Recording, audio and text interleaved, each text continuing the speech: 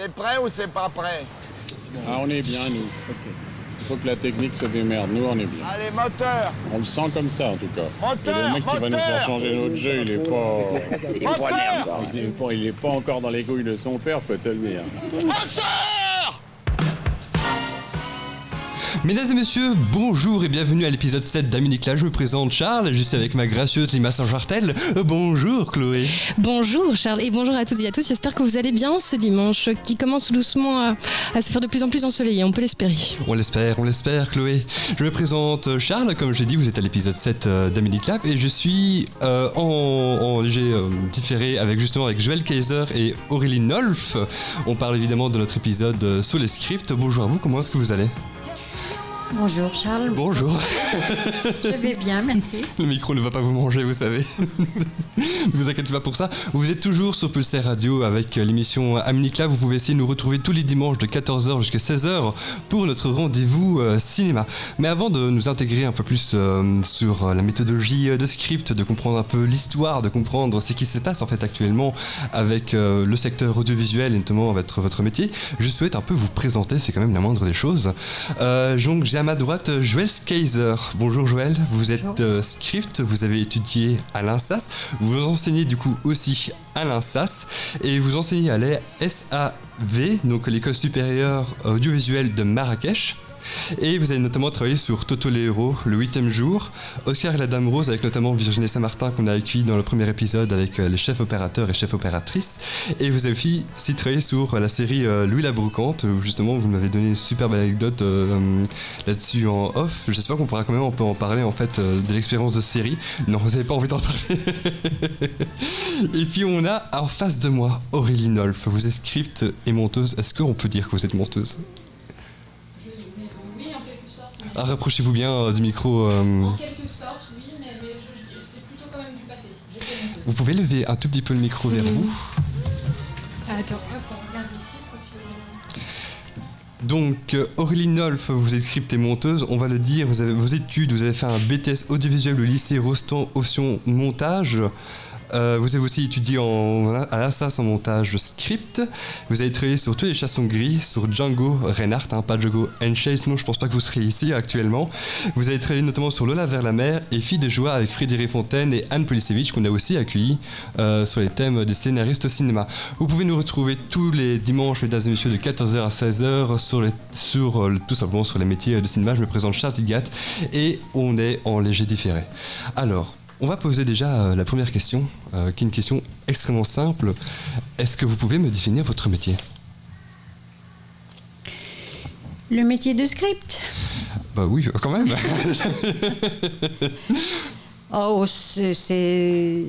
La script est responsable de la cohérence du récit, principalement. Elle est la mémoire du film. Pour une raison très très simple, c'est qu'on tourne un film dans le désordre pour des raisons d'économie de temps et d'argent.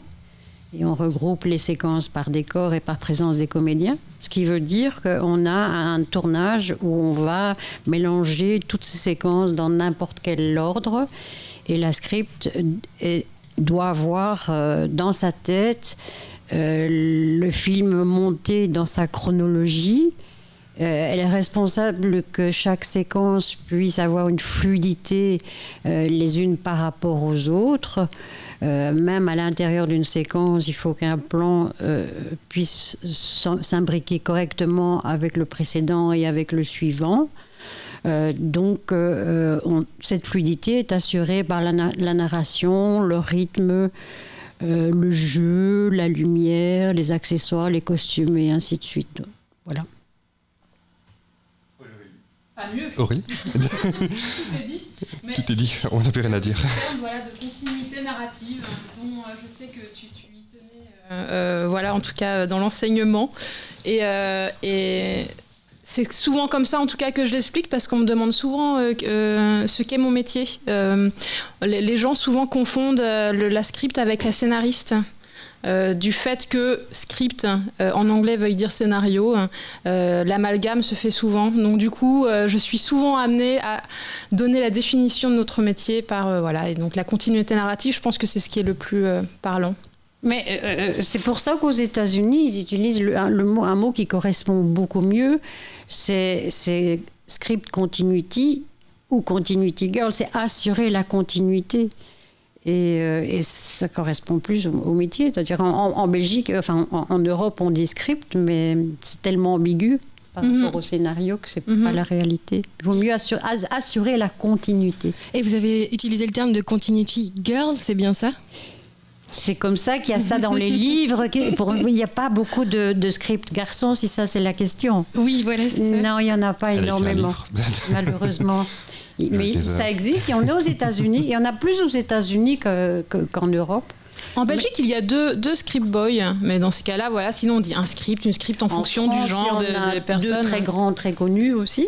Donc, mais ça se compte sur les doigts d'une main. Alors, d'où ça vient ? Je pense que ça vient de l'histoire du cinéma. Au départ, on avait plutôt des réalisateurs et que ça fonctionnait mieux peut-être comme ça. C'est du machisme primaire d'il y a 30 ans, mais les choses sont en train de changer. Historiquement, la script était la secrétaire du réalisateur, en fait. C'était ce qui était aussi un métier typiquement féminin, en fait. En Europe, c'était la secrétaire de production qui venait remplir des rapports sur le plateau. Ça vient de là, en Europe, en tout cas. Parce que Catherine m'avait expliqué, Catherine Grossen qui m'a aussi aidé un peu à écrire l'émission, que je remercie énormément en fait, même si elle n'est pas là, de m'avoir aidé du coup à préparer un peu l'émission.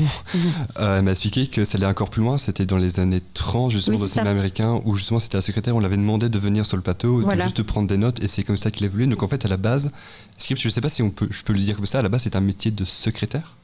À la base, en Europe, c'est un métier de secrétaire, en effet, mais ça a fortement évolué et c'est en train d'évoluer encore beaucoup plus maintenant. Mais ça reste comme ça dans les pays africains. J'ai donné cours à Ouagadougou il y a quelques années et on m'avait fait venir pour plutôt superviser des scénarios locaux. Peut-être qu'ils avaient confondu script et écriture du scénario, mais je leur avais dit par mail avant d'y aller, bien sûr. Mais j'en ai profité pour essayer de leur apprendre mon métier, à voir à quoi ça correspondait. Et là, à Ouagadougou, donc au Burkina Faso, c'est des secrétaires de production qui vont sur les plateaux pour remplir des rapports administratifs. Mais ce n'est qu'un cinquième de notre métier. On va aussi parler du 4/5e de votre métier. Mais justement, le fait qu'il y ait autant de femmes, c'est international ou justement il y a un pays où il y a justement je ne sais pas si je peux dire une égalité en fait par rapport à ça. Il n'y a pas encore la parité, non. Non, il n'y a pas encore la parité. Et vous pensez que ça va venir justement avec le temps parce que dans les options... Non ? J'en sais rien. Vous en savez rien ? J'ai l'impression que ça arrive. En tout cas, moi je sais que je participe depuis quelques années à des jurys à l'IAD ou à l'INSAS.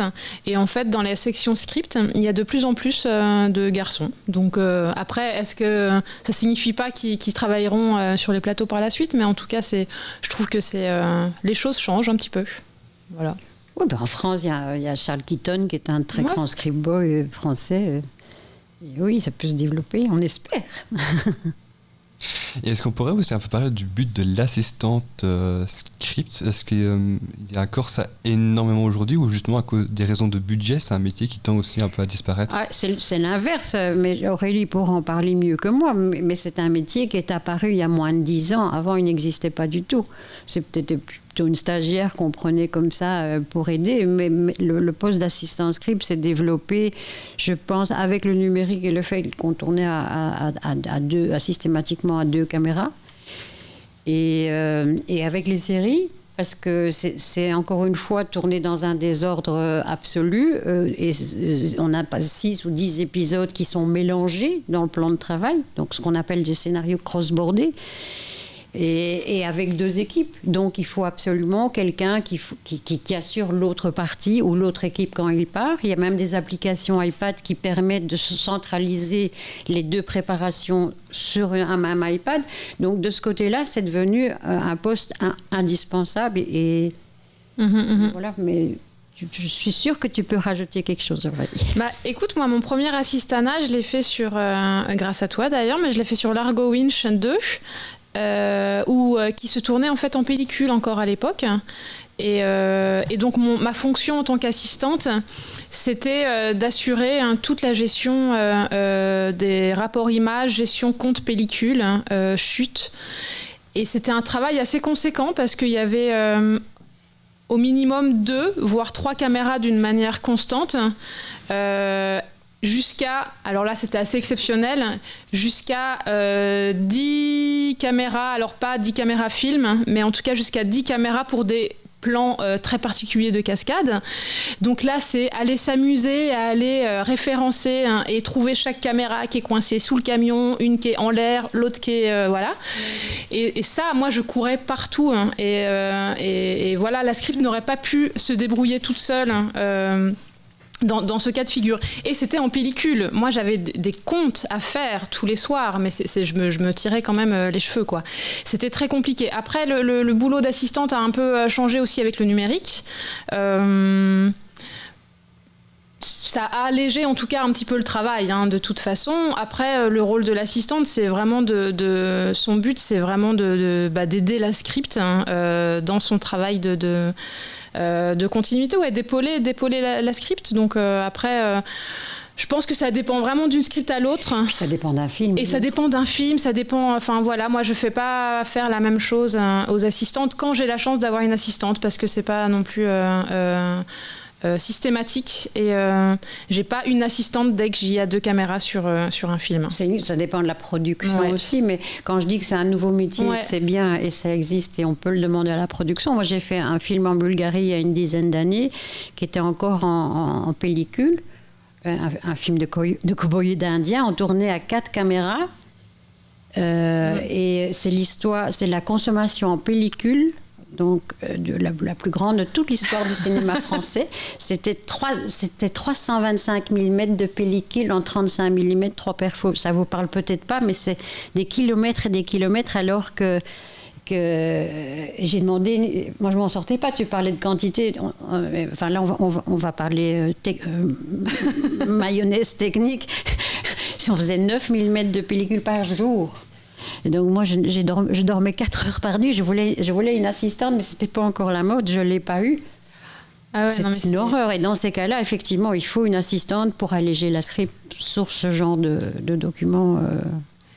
Et puis, ce qui se fait aussi de plus en plus, c'est qu'il y a des équipes B, en fait, tout simplement. Voilà. Donc, physiquement, en fait, les caméras sont pas au même endroit, ne tournent pas au même endroit les mêmes choses.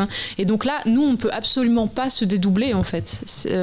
Donc, soit... on a une deuxième script, une assistante script, une assistante ou une deuxième script. Soit on n'est pas représenté, mais du coup ça veut dire qu'il n'y a pas de rapport, il n'y a pas de... En fait, toute la matière qui est filmée en deuxième équipe, la post-production se retrouve avec toute cette matière sans rien autour. Donc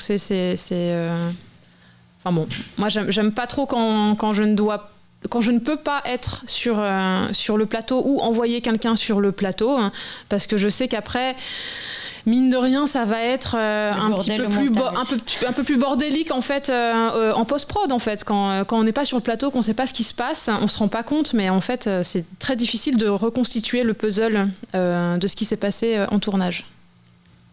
Maintenant, parce que vous me parlez en fait de tournage à plusieurs caméras, est-ce que c'est quelque chose qui se faisait avant déjà, de tournage à plusieurs caméras, à 2, 3, 4 caméras? Mais aussi, est-ce que ça veut dire que le fait de tourner avec plusieurs caméras, du coup, c'est un autre rythme, et du coup, le rythme de tournage est encore beaucoup plus intense qu'avant, ou justement, avec le fait de tourner avec plus de caméras, ça allège un peu plus de travail? Moi, je dirais qu'ils rajoutent les caméras pour alléger le temps de tournage, mais...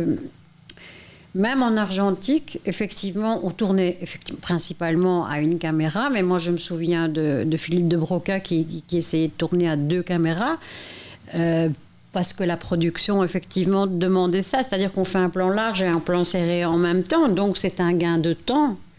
Mais c'est très difficile de placer 2 caméras juste par rapport au personnage. Si je vous filme et que je mets les 2 caméras, le gros plan et le plan taille, eh bien le regard ne sera pas aussi bon l'un par rapport à l'autre, le regard du gros plan.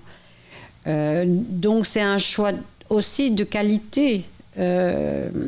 par rapport à la mise en scène et par rapport à la production. Cela dit, depuis que le numérique est arrivé, c'est sûr qu'on tourne presque systématiquement à 2 caméras, toujours pour une raison d'économie. Mais même pour l'ingénieur du son, c'est un problème. Toujours, si on fait 2 valeurs de plan très différentes d'un large et un serré, l'ingénieur du son doit pouvoir placer son micro pour le gros plan, mais il est dans le champ du plan large. Comment on fait? Donc c'est plutôt un problème de production. Big City, dont je vous parlais à 4 caméras, ça c'était autre chose en argentique. C'est simplement parce qu'on avait 25 enfants dans l'image tout le temps. Et donc il fallait capter les réactions à la première prise des enfants. Donc là, c'est encore une histoire particulière. Mais c'est ça, c'est qu'il y a des chefs opérateurs ou chefs opératrices qui préfèrent même travailler qu'à 1 caméra et qui vont plus vite, qui sont plus efficaces qu'à 2 et prennent 2 caméras pour des cas très particuliers, c'est-à-dire une lumière très courte, c'est-à-dire un temps de lumière très court, des enfants, une cascade, enfin des choses qui se reproduisent pas facilement et du coup on essaye de placer plusieurs caméras. Mais c'est vrai que placer 2 caméras, parfois, ça peut prendre plus de temps. Et on peut aussi perdre de la justesse, c'est-à-dire faire des compromis. Et souvent, l'ingé son est assez emmerdé, en fait, par rapport au choix des plans avec 2 caméras. Mais en argentique, on utilisait parfois 5 caméras dans le cas d'un incendie, par exemple. Parce qu'on va faire qu'une prise pour que la maison flambe. Ça, c'est des choses qui étaient systématiques et qui étaient acquises.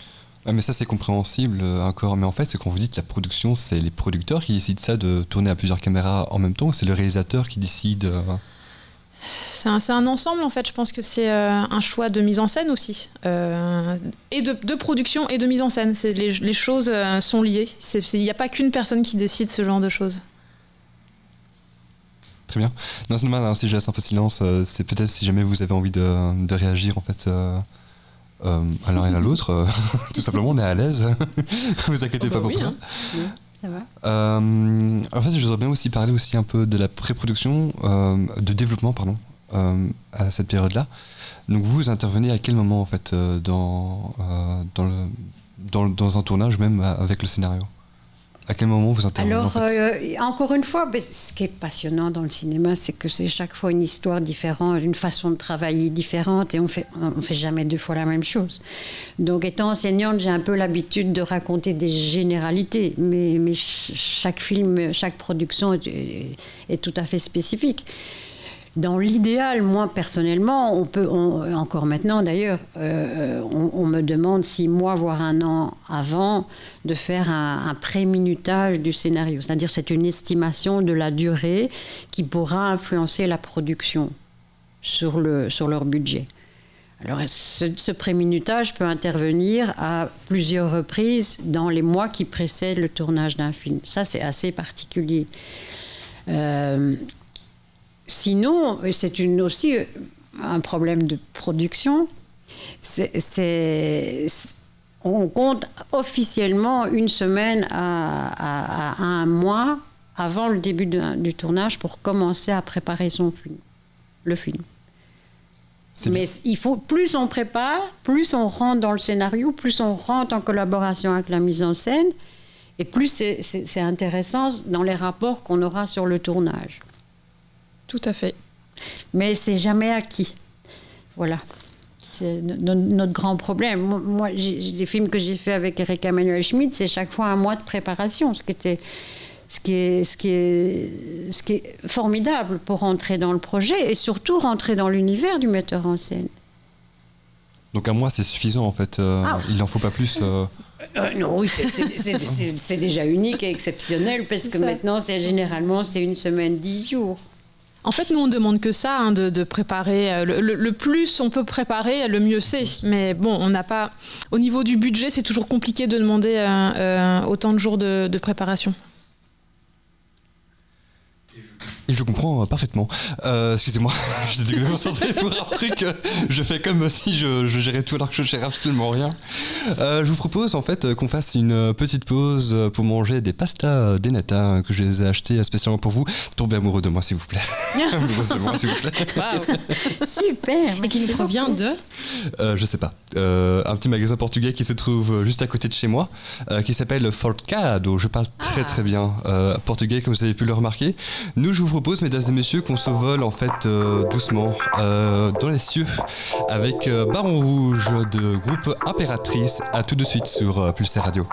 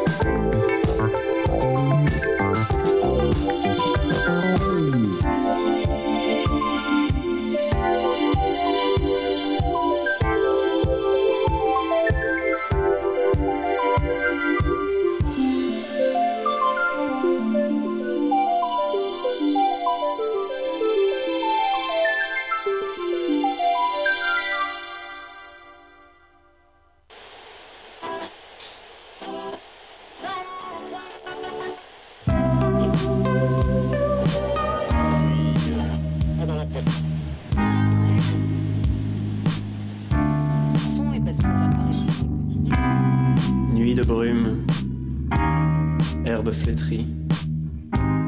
Les nuits sans lune, perdre un ami. 4 ou 5 fois, je soupire.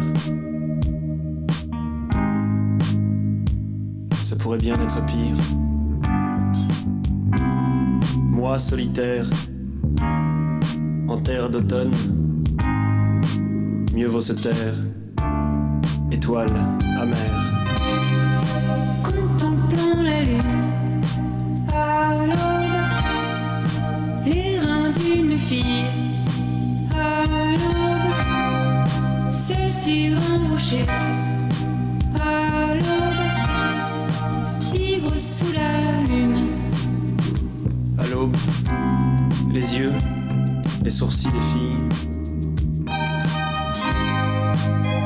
plus beau qu'étoile et que lune. Un vieillard s'enivre au bord de la rive. Sur le fleuve, un livre flotte à la dérive. Contemplant la lune à l'aube, les reins d'une fille à l'aube, seule sur un rocher à l'aube, ivre sous la lune. À l'aube, 4 ou 5 fois je soupire.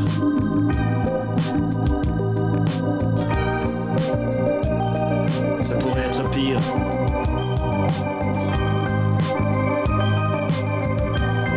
Seul sous la lune. Seul sous la lune.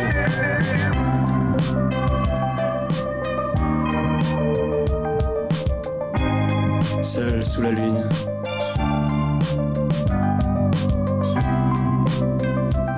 Seul sous la lune.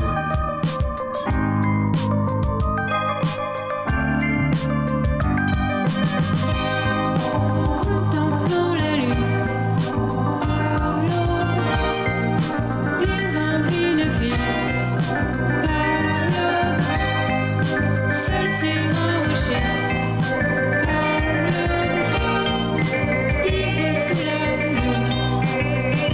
À l'aube, contemplant la brume, le creux des reins d'une fille,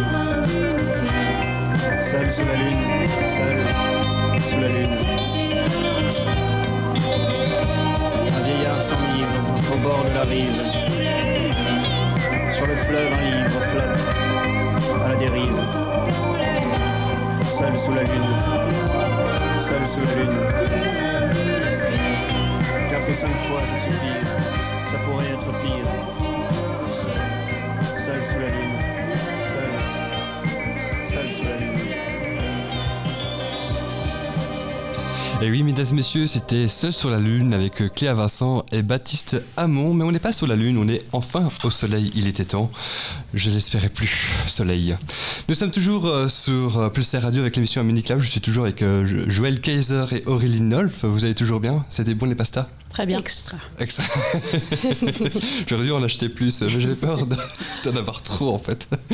On va continuer notre conversation concernant votre métier. Notamment aussi, je voudrais un peu parler de votre livre que vous avez écrit qui s'appelle La script de l'argentique au numérique, que vous avez écrit. Et en fait, il y a une phrase qui m'a un peu déboussolé, enfin, je ne sais pas si je peux dire ça comme ça, lors du chapitre de la préparation du film. Vous dites « Une bonne préparation facilite grandement le travail du premier au dernier jour de tournage.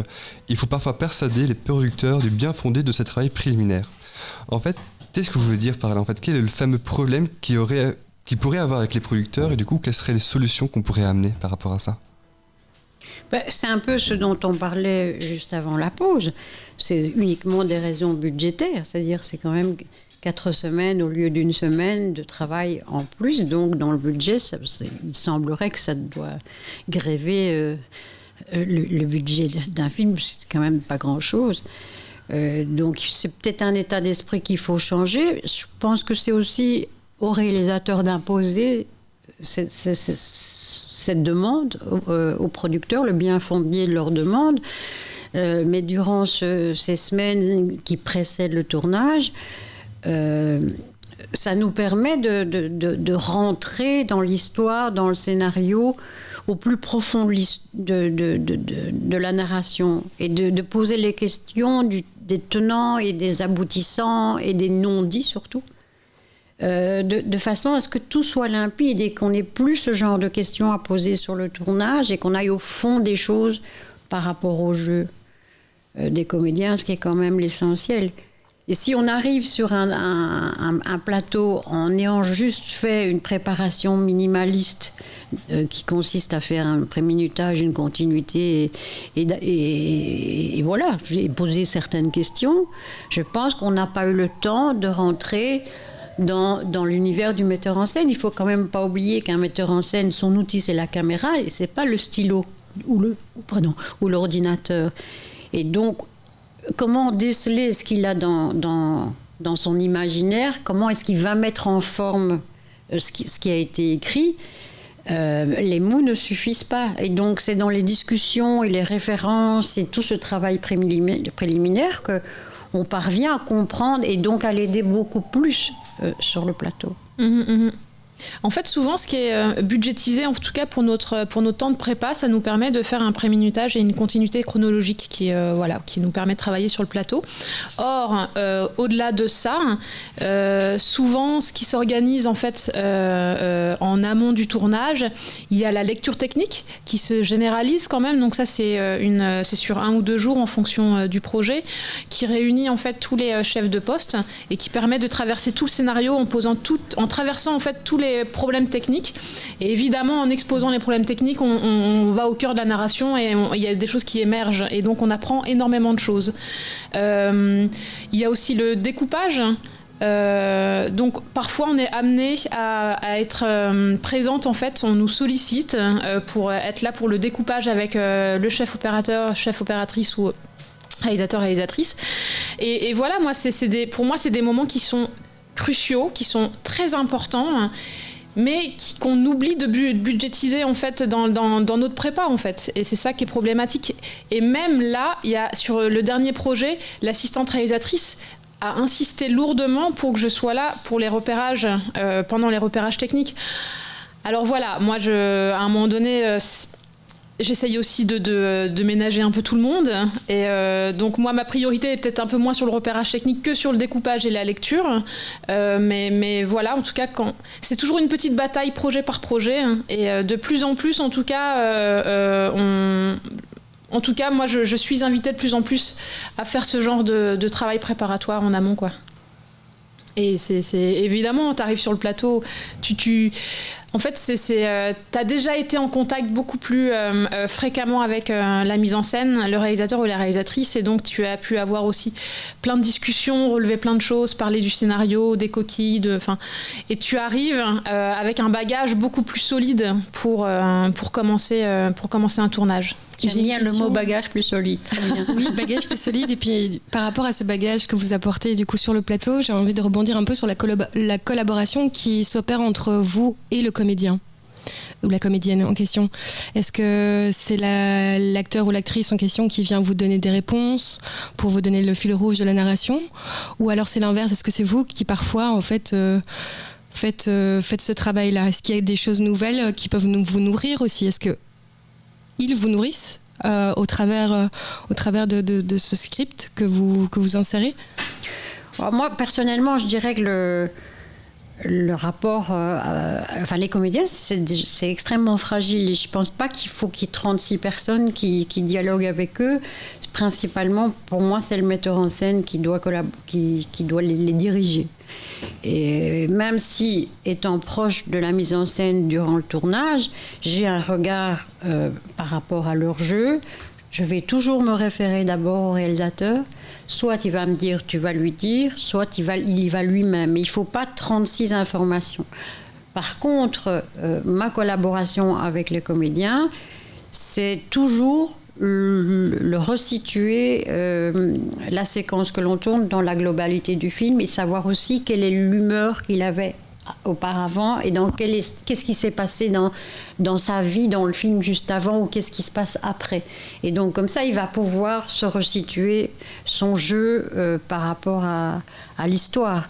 Mais je ne vais pas tellement plus loin que ça. Oui, je vais lui parler des raccords, bien sûr, tel bras, tel gestuel à tel moment. Ça, effectivement, je vais lui dire. Mais encore que il y a des moments pour leur parler. Parce que sinon, ils vont se perdre dans la concentration. Si avant de tourner, on va lui dire... Tu dois faire ci, t'as ta chemise comme ça, ta veste comme ça, et tu dois dire telle réplique, ou tu as fait telle erreur de réplique, on va le perturber. Et donc, on va casser toute la construction intérieure qu'il avait. Donc, voilà, c'est très touchy tout ça. En fait, il faut qu'on soit très adaptable. C'est-à-dire qu'il y a des comédiens et des comédiennes qui ont besoin de nous, qui nous sollicitent énormément, parce qu'ils ont besoin de nous pour mémoriser certaines choses. D'autres qui ne veulent pas du tout avoir affaire à nous, qui ne supportent pas qu'on leur dise quoi faire ou raccorder ceci ou cela. Ça dépend vraiment d'une personne à l'autre. Et donc ça, il faut sentir, c'est-à-dire que les premiers jours, c'est un petit peu, c'est un petit repérage quand même, comme ça entre les comédiens et puis nous, voir quelle place on a avec la mise en scène, enfin quelle triangulation s'opère. Et puis ce que j'ai constaté, moi, en fait, là où je peux leur être le plus utile, c'est ce que tu disais, c'est vraiment pouvoir les resituer à chaque fois dans l'histoire, parce qu'avec l'arrivée des séries notamment, où on crossboard énormément d'épisodes, il se passe énormément de choses. Et ça devient très, très, très confus dans la tête des comédiens, parce qu'une journée de travail, on tourne quand même... c'est vers 7-8 minutes utiles, donc c'est beaucoup. Et les comédiens doivent traverser plein d'émotions différentes, plein de scènes différentes. Et du coup, on doit répondre à un tas de questions.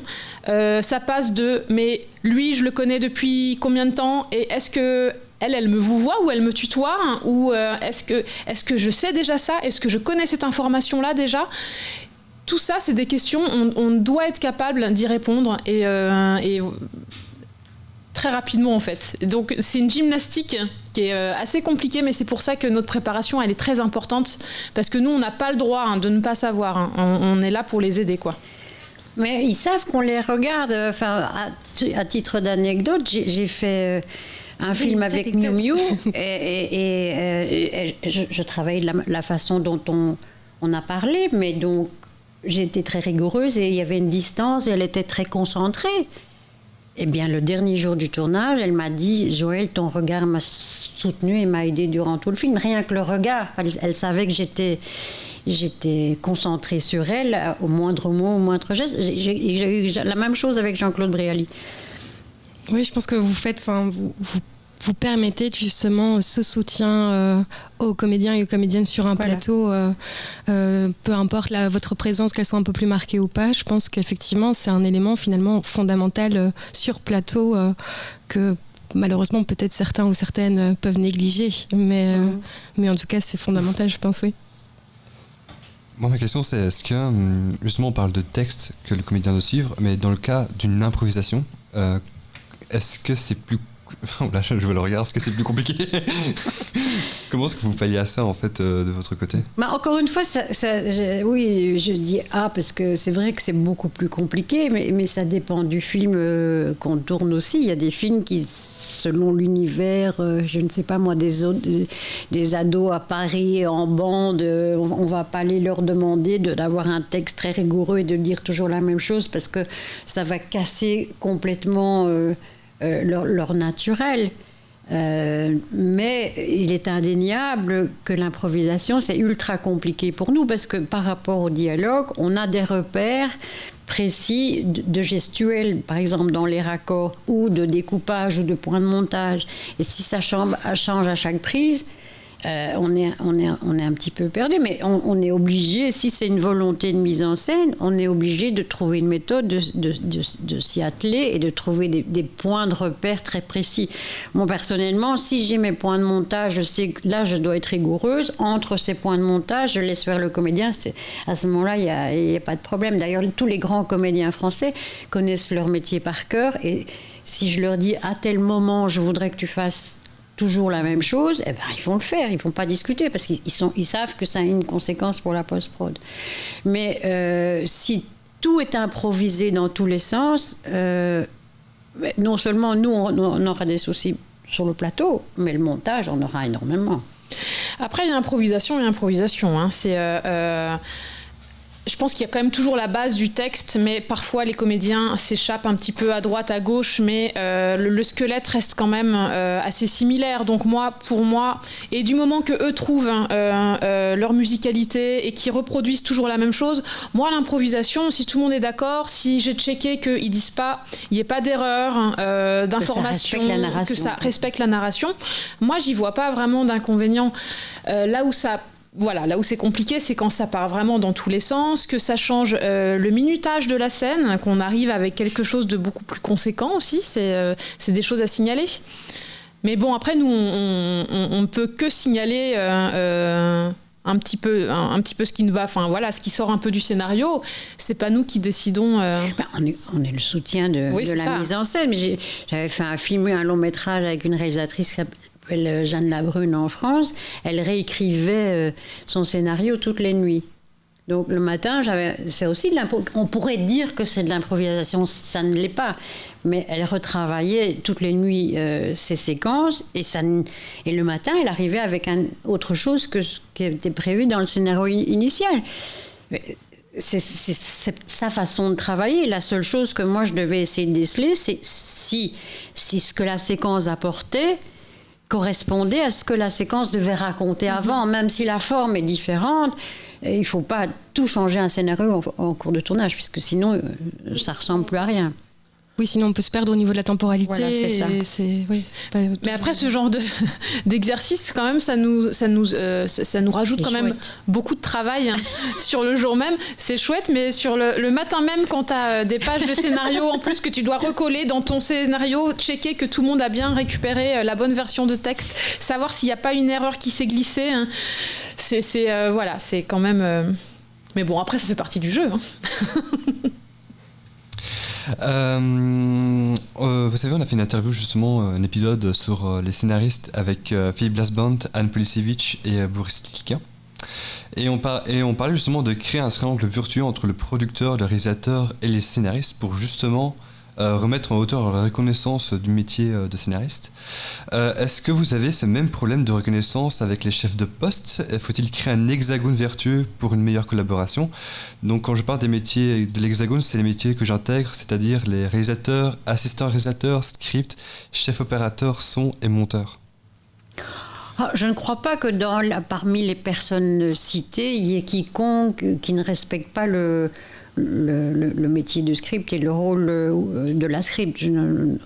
Dans ce triangle vertueux, non, je crois que tout le monde respecte la fonction de la script à ce niveau-là.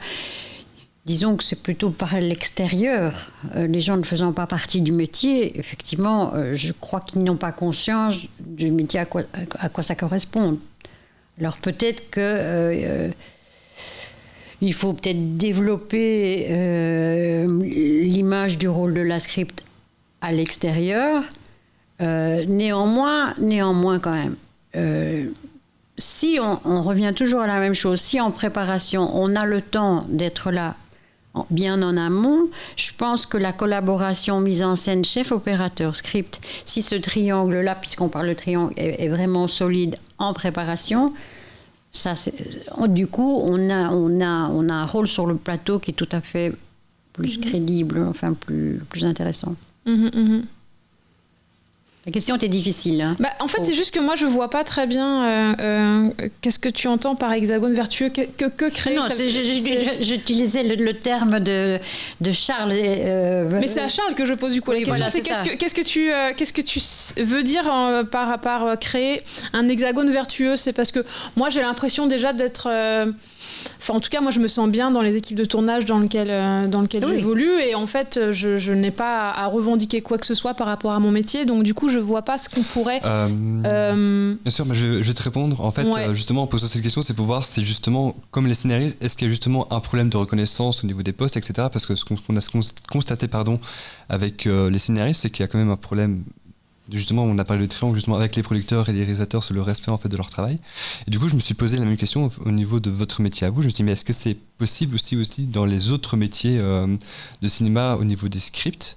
Et en fait, avec la réponse de Joël, je constate que non, il y a quand même une vraie collaboration avec le métier du script et il n'y a pas vraiment de problème. En fait, je pense que le seul problème qu'il pourrait y avoir, de ce que je comprends, c'est, et on revient encore une fois au sujet de base, c'est à la préparation du film. Si je comprends bien, plus la préparation du film est court, de plus que ça sera compliqué pour vous de mieux collaborer en fait avec les chefs de poste. Donc c'est pour ça que je posais en fait cette question. C'est pas pour dire il y a un problème, je le pointe du doigt, il faut changer quelque chose.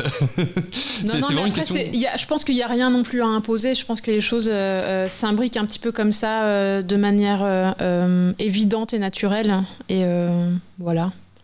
Que dire de plus? S'il n'y a pas grand-chose à dire en plus, il n'y a pas grand-chose à dire en plus. Il n'y a pas de problème par rapport à ça. Je n'ai pas encore fait mon épisode sur les assistants réalisateurs, mais ça va bientôt venir. Mais de ce que j'ai lu et de ce que j'en ai fait, c'est l'assistant réalisateur qui fait les dépouillements, c'est-à-dire qu'il prend le scénario et qui dépouille de manière à connaître tous les éléments qui sont à point de vue décor, costumes, accessoires lors du tournage.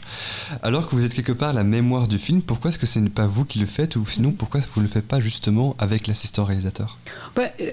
C'est deux métiers différents qui viennent à deux périodes différentes. L'assistant réalisateur, lui, va commencer bien en amont le début du tournage. Généralement, un assistant réalisateur commence au prorata de la même durée que la durée du film. Donc, si le film il dure 12 semaines, lui, il va avoir, tout ça c'est des moyennes, il va avoir 12 semaines de préparation, alors que nous, on en aura deux, mettons. Donc, c'est déjà très différent. Alors, son rôle, il a un rôle d'organisateur. Donc, il va essayer de dépouiller. D'abord, il y a aussi ce terme dépouiller qui est toujours ambigu parce que nous, on fait des dépouillements décors et des dépouillements costumes, etc. C'est un dépouillement général que l'assistant réalisateur fait, où effectivement, il va mettre tout à plat, tout ce qui est nécessaire.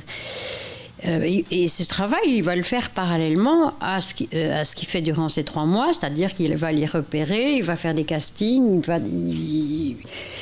il va collaborer étroitement avec le metteur en scène, et donc aussi ça lui permettra de poser des questions parce qu'il y a beaucoup de non-dits dans un scénario. Donc au fur et à mesure des séquences, il a le réalisateur en face de lui, il va lui dire tu veux combien de cavaliers, parce qu'il dit si c'est écrit il y a des cavaliers qui passent à l'horizon, oui, il en faut combien? Il en faut 15, 500, 25, je veux dire ce genre de choses là. L'assistant réalisateur, ça l'intéresse. Il commence à pleuvoir. Ah oui, il pleut. Il pleut très fort, il faut faire venir les pompiers. Ça dure combien de temps? Ça dure 10 séquences ou pas 10 séquences? Ce genre de choses très précises, il doit les mettre sur ce dépouillement général. Il faudra un travelling, mais un travelling de 50 mètres ou un de 10 mètres. Tout ça, c'est pas le jour de tournage qu'on peut décider ce genre de choses. Il faut que ce soit dans le camion le jour du tournage. Tout ce que le réalisateur a voulu pour mettre en forme sa séquence doit être sur le plateau. Ça, c'est la fonction de l'assistant réalisateur. Donc, c'est organiser les choses, faire le plan de travail, de façon donc à grouper les séquences par décor, par présence des comédiens et par minutage quotidien, puisqu'il y a un certain nombre de minutages à faire par jour. Moi, c'est pas du tout mon rôle. Par contre, mon rôle, c'est la continuité. D'ailleurs, lui, le dépouillement général, il va le remettre le jour du tournage, dans l'ordre de tournage, avec les numéros dans tous les sens. Et puis voilà. Lui, ce qui précède et ce qui suit, il s'en fout. Donc moi, je suis chargée de la continuité, de la chronologie de l'histoire. Donc chaque fois, je dois la mettre en ordre par rapport à ce qui précède et ce qui suit. Alors, je mets du dépouillement. C'est sûr qu'en faisant la continuité, on s'envoie des mails, parce que je vois qu'il y a des incohérences dans son dépouillement ou des manques, et on s'envoie des mails et on se met à jour de part et d'autre. Lui a des informations que je n'ai pas, puisqu'il prépare depuis 2 mois. Et donc, on se complète pendant les semaines qu'il prépare. On collabore, chacun dans nos documents respectifs. Mais notre fonction n'est pas du tout la même. Et je pourrais même aller plus loin. C'est sûr que moi qui ai connu la préparation sur papier et qu'il fallait faire écrire tout à la main, c'est sûr que quand les logiciels de préparation sont arrivés, on aurait pu considérer que je prends le logiciel de l'assistant réalisateur et je mets en forme différemment pour ma continuité. Or, une script doit absolument connaître par cœur un scénario de A à Z et s'être posé les vraies questions. Et aussi, je voulais rajouter que tous les chefs de poste font des dépouillements. Le chef d'éco fait son dépouillement, l'ingénieur du son fait son dépouillement, enfin tout le monde fait son dépouillement en fonction de ce qui le concerne. Donc c'est vrai qu'on parle beaucoup du dépouillement de la script et de l'assistant réalisateur, mais en vrai tout le monde a besoin de se plonger. C'est une manière de se plonger dans le scénario, en fait, d'essayer de le comprendre, de le saisir, de s'en accaparer, de se poser des questions, bien comprendre ce qui est demandé et puis de faire son travail au mieux. Très bien. J'ai une dernière question et puis je vous propose qu'on refasse une petite pause pour continuer à manger le pasta Dodd. Je vous vois baver d'envie de manger ces pasta nata. C'est une question, je reviens un peu au début, mais je la trouve quand même... Enfin, moi, j'allais dire je me trouve intéressant. Je la trouvais intéressante. Vous avez compris que... C'est déjà pas mal. Ouais, c'est déjà... en fait, c'est...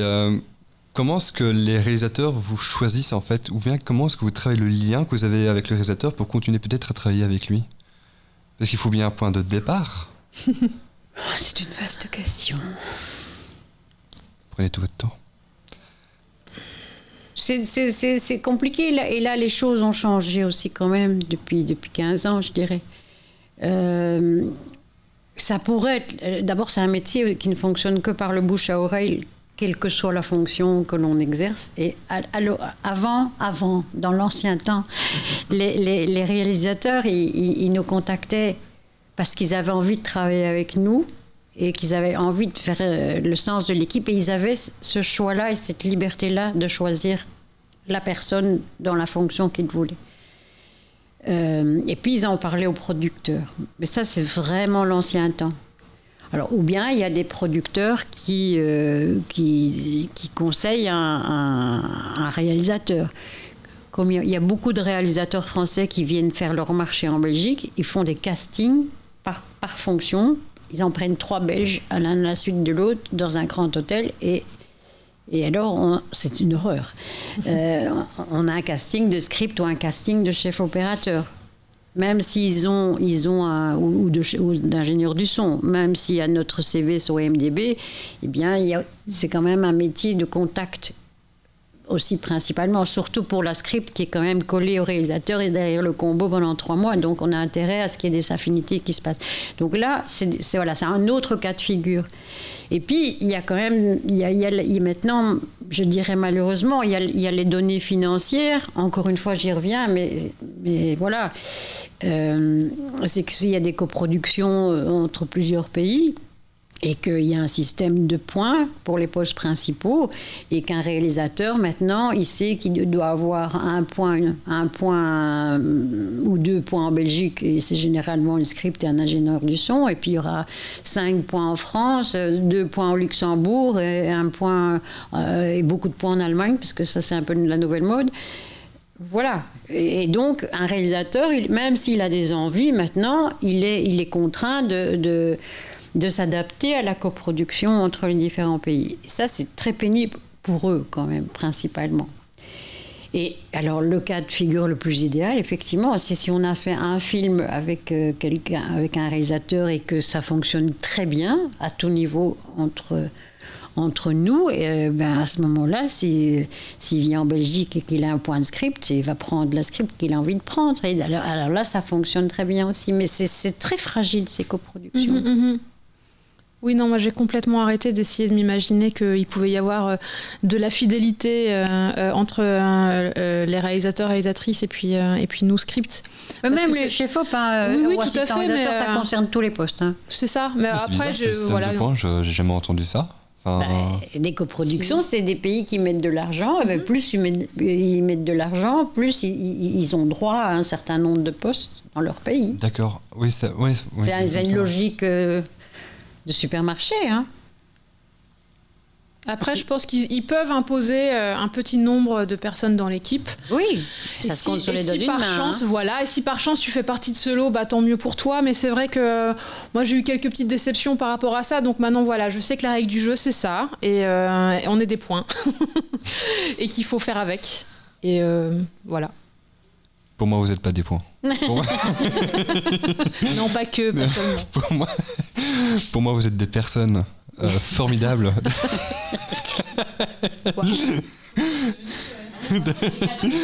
Moi, je vous propose, mesdames et messieurs, qu'on s'écoute un peu de musique. Ça fait un peu longtemps. On va un peu se complimenter en off parce que j'ai l'impression qu'on aime beaucoup ça. Je vous propose qu'on s'écoute Dadje Vo On Von Nom de Gnonas Pedro et ses Jaljas. Voilà, je découvre des musiques aussi par hasard dans mon fil d'actualité Spotify. On va s'écouter ça et on se dit à tout de suite sur Plus Radio.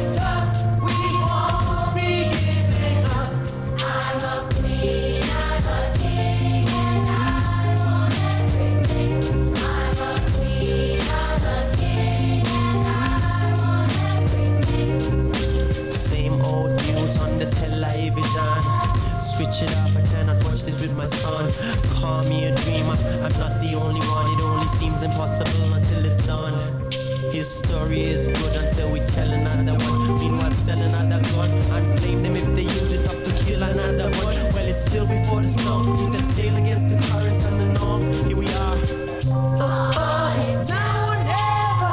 Can't wait forever, ever. It's now or never. Want it back, want it back. Our world, we want it back. When it's rough and it's tough, we won't be giving up. I'm a queen, I'm a king, and I want everything. I'm a queen, I'm a king, and I want everything. Why be less when you can be more? You did your best, yet here we are. Came many miles blazing my trail. Come off our waves. Why be less when you can be more? Tried your best, still here we are. Came many miles blazing our trail. Come off our waves. Want it back, want it back. Our world, we want it back. When it's rough and it's tough, we won't be giving up. I'm a queen, I'm a king, and I want everything. I'm a queen, I'm a king, and I want everything.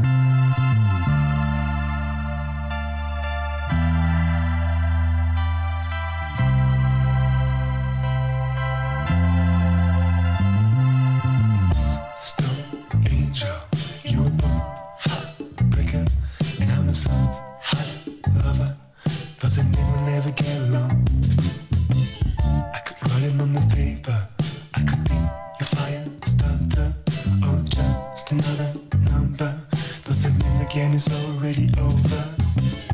Stone angel, you were born heartbreaker, and I'm a soft-hearted lover. Does that mean we'll never get along?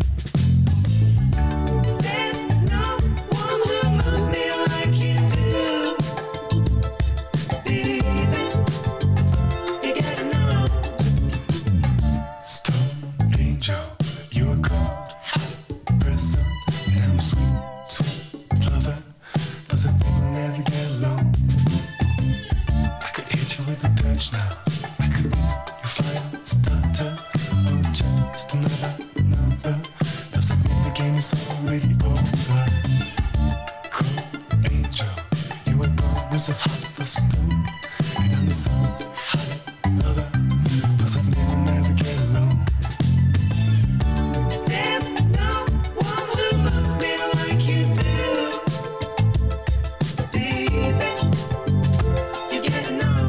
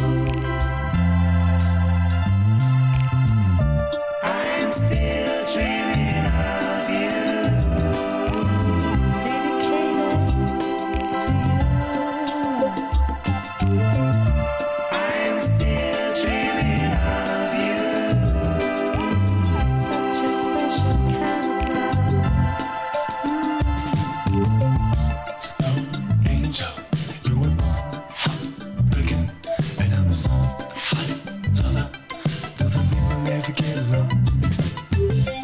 I could write it on the paper, I could be your fire starter, or just another number. Doesn't mean the game is already over. Stone angel, you were born with a heart of stone, and I'm a soft-hearted lover. Doesn't mean we'll never get along. There's no one who loves me like you do, baby. You gotta know. There's no one who loves me like you do, baby. You gotta know. There's no one who loves me like you do, baby. You gotta know. You gotta know. You gotta know. You gotta know. You gotta know. You gotta know.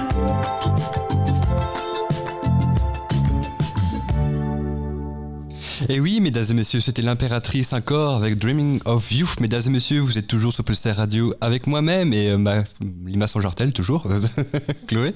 Vous êtes toujours sur l'émission Mini Clap avec l'émission sur les scripts. Je suis toujours avec Joël Kaiser et Aurélie Nolf. Je commence à être fatigué. C'est pas facile pour tout le monde. On va parler maintenant d'études, parce que vous êtes prof à l'INSAS. Et vous avez vous aussi, Aurélie, vous étudiez à l'INSAS. Il me semble que dans les écoles de cinéma, l'option s'appelle montage de script. Pourquoi est-ce que l'enseignement n'est-il pas transmis à l'option image? Et pourquoi Ouais, moi aussi, je me pose aussi la question. C'est Pourquoi pour ça que serait-il transmis à l'option image? Moi, c'est pour ça que je vous pose la question aussi. Parce qu'en soi, c'est plus ça peut aussi. Allez, je suppose, hein, mais il y a aussi tout l'aspect qu'on travaille la lumière, là, aussi, tous les costumes et compagnie. Donc, pourquoi ça pourrait aussi très bien être donné Moi, je pense que d'abord, une script, elle collabore avec tous les corps de métier sur un plateau. C'est ça qui est agréable dans ce métier. Donc. Mais la raison essentielle, pour moi, elle est très, très importante. Comme la script est l'ambassadrice du montage sur le plateau, sa fonction consiste aussi à donner la matière la plus complète pour le montage, il faut avoir des connaissances de montage. Et donc c'est pour ça que dans le cas, ce n'est pas le cas dans toutes les écoles, hein, c'est le cas à l'IAD en effet, c'est le cas à l'INSAS malgré qu'il y a une petite nuance dans le cursus. Mais il est important pour une script d'avoir de bonnes notions de montage pour avoir une bonne collaboration avec la mise en scène sur le découpage. D'une part sur le découpage et d'autre part ce que nous on va appeler techniquement des chevauchements de dialogue. C'est-à-dire que quand on tourne un plan, on va proposer de reprendre quelques répliques en dessous, quelques répliques après, de façon à ce qu'en montage, ils puissent couper à un moment ou à un autre. Cette notion de montage est aussi importante, dont on parlait tout à l'heure, par rapport au raccord et le comédien. C'est que, sachant à quel moment le point de coupe sera idéal au montage, on va laisser vivre le comédien entre ces coupes. Donc c'est assez important, pour moi, on monte dans la tête pendant toute la journée de tournage. Alors, dans le cas de l'INSAS, il y a une bifurcation au milieu de la deuxième année, au janvier de la deuxième année, il y a peut-être plus une spécialisation script de façon à tourner plus de films de fin d'études et donc avoir plus de formation. Néanmoins, dans le cas de la FEMIS, il y a une filière complètement script. Et ils prennent des étudiants tous les 2 ans et ça dure 3 ans. Il faut un bac +2 et connaître parfaitement l'anglais. Et ils font énormément de tournages. L'avantage, c'est qu'il y a beaucoup de cours beaucoup plus spécialisés qu'on ne peut pas se permettre dans le cadre de l'INSAS par manque de temps dans le planning. Voilà. Donc, par rapport au montage, pour moi, c'est essentiel. Avec l'image, durant le cursus, de toute façon, chaque fois qu'on fait un tournage, dans la préparation, on parlait de découpage en temps de préparation sur un long métrage dans la vie professionnelle, mais dans le cadre de l'INSAS, on a également ces temps de préparation et ces réunions découpage. Donc une réunion découpage se fait entre le réalisateur, le chef opérateur et la script, c'est-à-dire que chaque séquence, le réalisateur va nous expliquer comment il va morceler sa séquence en plusieurs plans. Et donc on a l'habitude de travailler à trois. Et donc c'est complémentaire, mais je ne vois pas, même si quand on remplit des documents sur le rapport montage, on va demander la température de couleur ou le diaphragme, des renseignements techniques qu'on doit écrire sur les différents rapports, je n'ai pas tellement besoin de savoir à quoi ça correspond, même si je le sais à la longue. De même qu'une focale, voilà, quelle valeur de plan ça donne de 35 mm à 2 mètres. C'est avec l'expérience qu'on connaît cette nuance. Mais je me développe un petit peu beaucoup, pardon, Aurélie, à toi. Non, mais après, moi, ce que je peux rajouter, c'est, comme tu le disais, en fait, donc j'étais monteuse et donc j'ai suivi la formation monteuse script.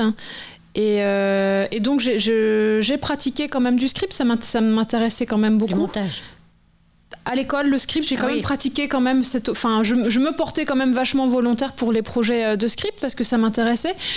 Mais le jour où moi le déclic s'est fait, c'est quand j'ai compris vraiment que le métier de script, c'était de faire du montage sur le plateau.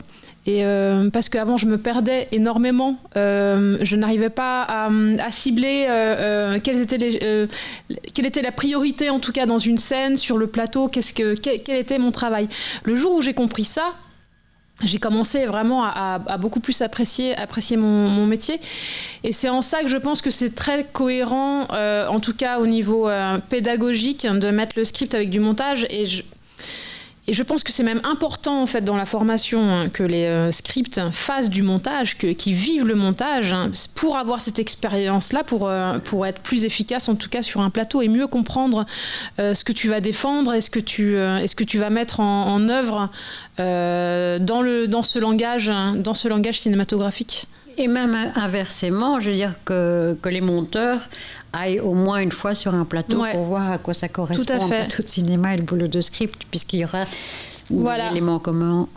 Après, je pense que d'une manière plus générale, plus globale, c'est très important que tous les corps de métier connaissent les autres. Donc je pense que c'est pour ça aussi qu'à l'INSAS, il y a une première année où il y a un tronc commun. Et donc, les élèves d'image peuvent expérimenter, peuvent connaître, découvrir un peu le métier et le poste de chacun. Ça n'exclut pas ça, en tout cas. Très bonne réponse, merci beaucoup. Vous avez répondu à mes attentes. Je ne sais pas si je peux dire ça comme ça. Justement, c'est une question que je pose souvent parce que je sais qu'il y a des gens qui n'ont pas l'occasion d'étudier dans des écoles de cinéma ou qui n'ont pas les moyens ou quoi que ce soit. Est-ce que vous pensez que faire une école de cinéma pour être script, c'est obligatoire ou parce qu'on peut apprendre autrement ce métier ?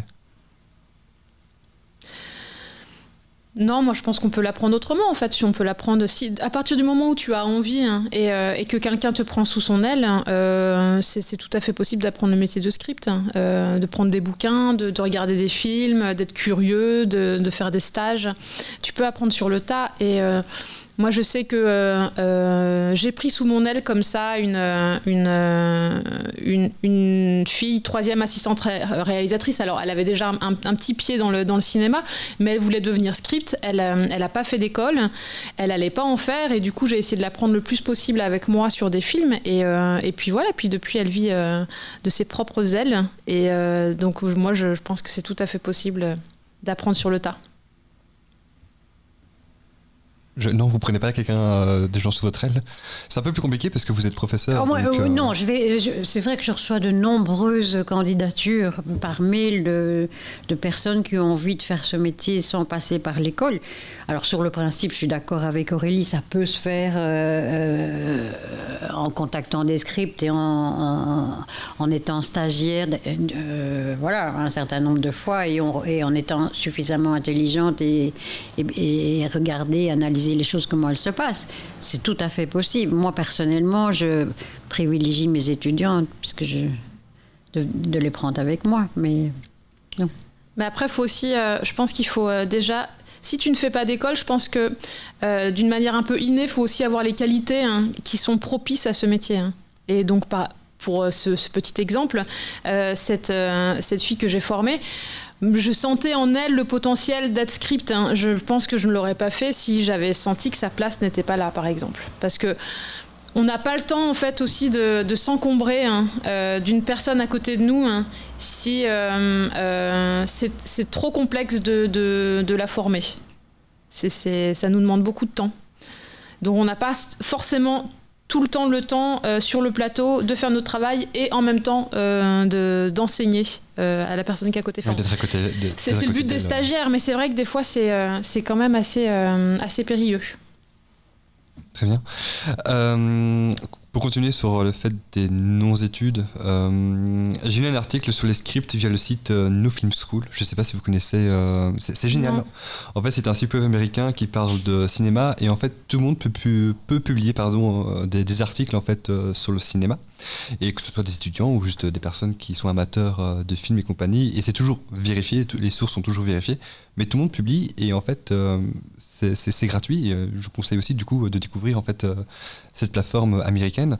Et justement, il y a un article justement sur les scripts et en fait, il parlait de l'apprentissage du métier et il parlait justement d'analyse en fait de films. Et ma question c'est, est-ce que pour vous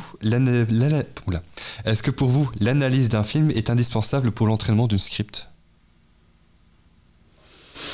Je ne crois pas que l'analyse en tant que telle soit nécessaire pour le métier de script à proprement parler.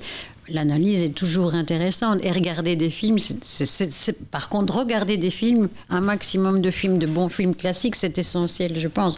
Mais pour tout un chacun qui travaille dans ce métier. Mais uniquement l'analyse, oui, c'est intéressant intellectuellement, bien entendu, mais par rapport à la fonction de script, non, moi je ne trouve pas. Bah après, des fois, c'est intéressant de regarder un petit peu un film sous le prisme du script, c'est-à-dire, essayer de spécifiquement regarder les raccords, les machins, etc. Ou les non-raccords de ce fait-là. Ou les non-raccords, justement. Voilà, des fois, je m'amuse à faire ça. Voilà, quand j'étais à l'INSA, j'avais de l'analyse de films. Je sais pas, il y a des fois, j'ai envie de regarder un film vraiment spécifiquement pour regarder, ou notamment, tu vois, quand je vais travailler avec un réalisateur ou une réalisatrice que je ne connais pas, je vais regarder ses films, je sais que je vais avoir un regard un peu plus aiguisé sur le langage filmique utilisé, si c'est quelque chose que je retrouve d'un film à l'autre, quels sont ses goûts, voilà. Oui, de ce point de vue-là, oui, voilà, pour la connaissance du réalisateur avec qui tu as travaillé, bien sûr. Mais l'analyse de film globalement... Oui, après de l'analyse plus globale, c'est pas essentiel, oui, c'est intéressant. Pas pour regarder les faux raccords. C'est un plaisir. Moi, j'ai jamais de ma vie j'ai regardé ça, mais quand je disais les non-raccords, c'est un souvenir d'étudiante à l'INSAS avec un réalisateur qui s'appelait Henri réalisateur et monteur Henri Colpi, qui a monté Hiroshima Mon Amour, et il donnait cours à l'INSAS en analyse de films, et on a analysé des comédies musicales, et effectivement à la table de montage je me suis rendu compte qu'il y avait très peu de raccords directs de mouvement dans les chorégraphies. Okay. Et que ça fonctionne, c'était par le rythme que ça passait. Donc là, ça, c'est une chose qui m'a très fort frappée, alors qu'à la première vision, ça ne se voit pas du tout, mais à la table, ça se voyait. C'était assez surprenant. C'est la seule fois de ma vie où j'ai regardé le non-raccord comme ça, mais sinon, c'est pas très intéressant. Oui, chez René, il y a le cas avec des verres plus hauts, plus... ou pas, d'accord, mais c'est pas très intéressant. On va pas chipoter sur ça. Voilà, ça. Non, et puis les trucs faux raccords, en fait, moi, vraiment, c'est... En fait, je m'en fiche. Vraiment, pour moi, c'est pas mon travail. Mais enfin, c'est pas mon travail. C'est pas l'essence de mon travail. Mais c'est rigolo. Hein. Oui, ça va être très anecdotique. Et c'est rigolo de dire, ah oui, tiens, ça c'est tout. Mais c'est souvent comme ça qu'on décrit notre métier. Donc, en tout cas, c'est la porte d'entrée. On parle un peu de fiction, mais je voudrais bien aussi savoir en fait quelle est la différence entre votre travail à la télévision en fait et aussi sur le documentaire, s'il y en a. Il n'y a pas de travail en documentaire de script? Alors ça dépend ça dépend des. La télévision, ça dépend. Le documentaire dans le privé, oui, il y a probablement pas de script, même si dans le cas de l'INSAS, il y a parfois des scripts parce qu'il y a des docu-fictions.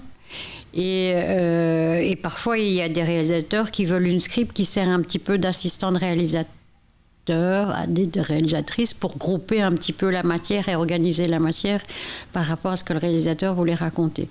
Mais en ce qui concerne la télévision, ça dépend de quelle télévision il s'agit, que ce soit RTL, la RTB ou France Télévisions. Le boulot n'est pas du tout le même dans ces trois télévisions. Le rôle de la script n'est pas du tout le même. Moi, j'ai commencé ma carrière à RTL, au JT, j'étais très surprise que la journaliste me demande de faire le graphisme des sous-titres. Moi, j'avais rien appris de tout ça à l'INSAS. Il y avait le direct dans une demi-heure après. Mais ça fait partie du métier de la script à RTL. Après, j'ai travaillé en France. À France Télévisions. Et là, la script, elle allait au montage. Dans les fictions. Elle allait jusqu'au montage. Dans le cadre de la RTB, elle commence en préparation jusqu'à la fin. Donc ça dépend des habitudes de chacun. Là, je parle de fiction, la télévision ou de captation d'opéra. Mais la script de télévision du JT, c'est un métier à part entière qui n'a strictement rien à voir avec le nôtre, à part que si on parle le mot continuité, conducteur d'émission, peut-être que ce serait le seul point commun. D'ailleurs, on le distingue par le nom. Moi, j'ai toujours entendu, je ne sais pas si c'est toujours d'actualité, script d'édition, pour la distinguer de script fiction. Oui. Et c'est vraiment un métier très, très différent que moi, pour le coup, je ne me reconnais pas du tout dans ce métier-là et que je ne pratique pas. J'ai fait 6 ans en France Télévisions, je fais des captations d'opéra, de théâtre, j'ai tout fait, et c'est une horreur. Je ne me sentais pas du tout à l'aise, c'était un stress pas possible. Voilà, c'est un autre métier. Et après, il y a les téléfilms, mais alors le téléfilm, c'est très très similaire au long métrage. Après, c'est juste un rythme de travail qui est plus soutenu, un format, c'est un peu plus formaté. Voilà, tu dois répondre à une grille un peu plus précise qui correspond à la télé, à la chaîne sur laquelle ça va être diffusé. Mais voilà, pas plus de différence. En tout cas, dans mon métier, ça n'implique pas plus de différence que ça. On va parler un peu maintenant de technologie. Joël, vous avez un peu parlé dans votre livre La script de l'argentique au numérique. Mais la question c'est, est-ce que ça vous a fait vraiment gagner du temps, en fait, cette avancée technologique, et du coup, justement, avec le travail avec un iPad et compagnie, au lieu de toujours faire ça au niveau papier, et est-ce que vous serez prêt, justement, à retravailler en pellicule, ou justement, vous vous dites, non, le numérique, c'est vraiment une très très bonne chose, et il ne faut pas nécessairement revenir en arrière pour encore plus se compliquer la tâche avec l'argentique? Vas-y. Oui, enfin, il y a juste une petite ambiguïté numérique, argentique, iPad. Je veux dire que... J'ai mal parlé, c'est ça? Non, c'est-à-dire qu'effectivement, moi, travailler avec l'iPad sur un film en argentique, oui, c'est ça. Oui, bien sûr, ça ne pose pas le moindre problème. Et même dans le cadre toujours de l'INSAS, ça revient à la mode, l'argentique. Et c'est pas pour ça qu'on met l'iPad de côté. Et d'ailleurs, quelque part, l'argentique demande quand même beaucoup plus de rigueur que la caméra numérique. Par rapport à notre métier de script, l'arrivée de l'iPad a été quand même une vraie révolution. Je crois que ça remonte il y a 8 ans à peu près que les premiers iPads sont sortis. Et d'ailleurs, j'avais commencé mon manuel à cette époque-là. Et j'avais commencé la révolution. Le titre, c'était La Révolution avec l'iPad. Tellement je considérais que ça a changé notre façon de travailler. Et ça a changé notre façon de travailler. Pourquoi? C'est que ça nous a amené la légèreté. La script devait, entre guillemets, avoir beaucoup de documents. Il y a le scénario pour assurer la continuité, c'est sûr, mais on avait des rapports administratifs à remplir qui étaient le rapport montage et le rapport image. Donc ça faisait un tas de papiers énormes comme ça. Et sur toute la durée d'un film. C'est-à-dire que la script est chargée d'écrire un rapport pour le montage qui identifie chaque plan de façon à ce que en post-prod, il puisse s'organiser plus rapidement. Un long métrage, c'est à peu près 800 plans, 600-800 plans. Donc c'est beaucoup de papier. Et combien de fois, quand j'étais en argentique, donc j'avais pas les 800 plans, si j'étais à la 10e semaine de tournage, j'avais pas tous mes classeurs avec moi, avec tous mes rapports. Je ne suis pas Wonder Woman non plus, donc je laissais ça dans le camion caméra à 300 mètres parfois du décor. Mais qu'est-ce qui se passe sur le plateau? Le chef opérateur va me demander oui, le plan 32/6, juste avant, là, qu'on a tourné il y a 3 semaines, c'était à quelle focale, il faisait, quel temps, quel diaph j'avais, quelle sensibilité de pellicule j'avais à l'époque. Il demandait quelle température de couleur, que sais-je. Mais attends, je dois aller chercher dans mon rapport, mais le camion caméra est là-bas, etc. Du coup, je ne pouvais pas répondre à la question, tout simplement. Alors qu'avec l'iPad, il y a maintenant des applications formidables où on intègre tout ça dedans. Moi, je peux répondre à n'importe quelle question dans la seconde parce que tout est dans mon iPad. Et donc cet outil-là est assez formidable et ça a changé ma vie. Il n'y a plus de limbago, on a juste une petite... Et même, je vous garantis, et en plus, maintenant on peut même filmer les bonnes prises. Alors c'est une source d'information illimitée, mais il ne faut pas que ça devienne un gadget. Mais je trouve que ça nous a permis de nous recentrer sur l'essentiel, qu'est la collaboration avec la mise en scène. Et ça nous a libérés de tous ces côtés paperasse qui sont faits en 2 minutes, qui sont clean et qui sont envoyés à qui de droit à la fin de la journée par les airs. Voilà, pourtant que c'est une vraie révolution. Tout à fait. Et alors justement, en tant qu'assistante, moi j'étais souvent envoyée va chercher dans le cahier numéro 17 le plan 17 justement ou 14 sur 3, tournez-le telle date à telle heure, telle prise c'était quoi, machin, etc. Et hop, je courais dans les camions, chercher les caisses, aller chercher dans les archives. Hein. C'était quand même, voilà, tout ça, ça prenait beaucoup de temps. Quand il y a une assistante, parce que toi tu as l'air de dire que tu travaillais très souvent toute seule, donc... Oui. Donc t'as pas l'occasion de faire ça. Oui, non, l'iPad, moi, ça m'a énormément... En fait, c'est un gain de temps sur le plateau. Pour moi, le travail reste similaire en amont et après une journée de tournage. C'est exactement le même travail.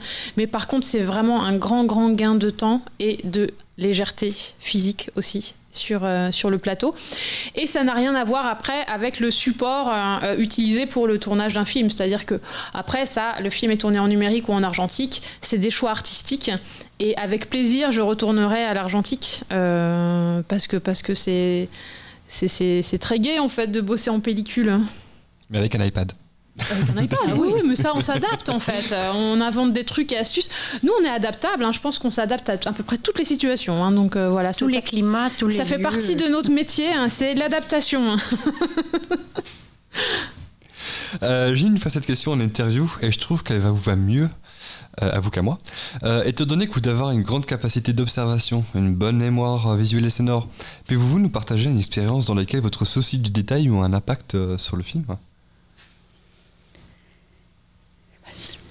Mais en fait, moi, on a eu les petites questions en avance. Hein, je vais révéler ça aux auditeurs. Mais en fait, moi, j'ai pas de réponse à cette question parce que j'ai pas une anecdote où j'ai révolutionné le film avec un détail. En fait, mon travail, il est plus dans une globalité, hein. Et chaque petite chose va être importante. Le regard de la script, moi, je suis jamais au repos en fait sur un tournage. C'est-à-dire que tout le temps, je suis en train de me poser une question. Qu'est-ce que je suis en train d'oublier ? Qu'est-ce qui se passe ? Est-ce que là, ça c'est juste ? Est-ce que ça c'est bon ? Parce que sur un plateau aussi, il y a aussi la réalité du tournage qui des fois se mêle avec l'histoire, la narration, ce qui se passe.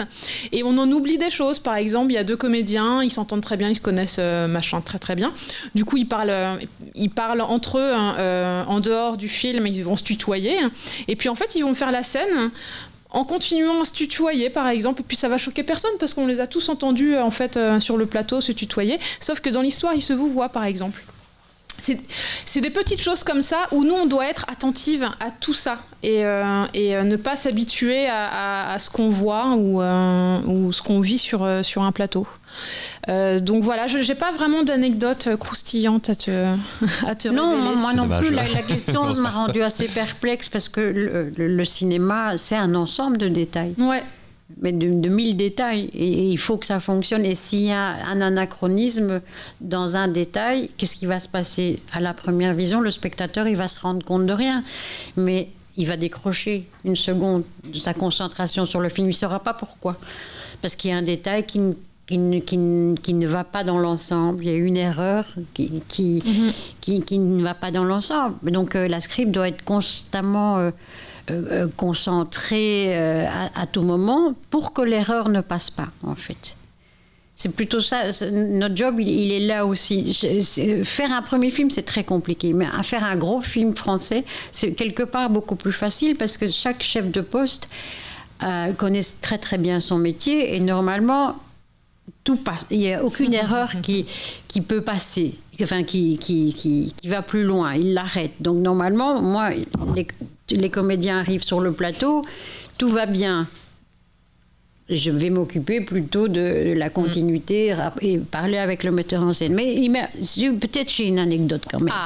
J'ai une anecdote sur un film J'ai bien fait d'assister. Hein. avec Isabelle Huppert. En plus.